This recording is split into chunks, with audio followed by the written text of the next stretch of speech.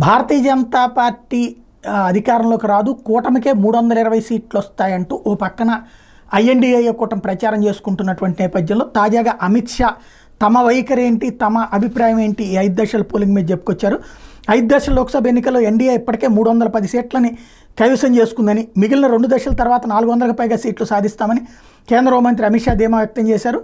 మంగళవారం ఒరిస్సా ఎన్నికల ప్రచారంలో పాల్గొన్నారు. కేంద్ర మంత్రి ధర్మేంద్ర ప్రధాన్ పోటీలో ఉన్న సంబల్పూర్లో జరిగిన 2 ఎన్నికల ర్యాలీల్లో షా మాట్లాడారు.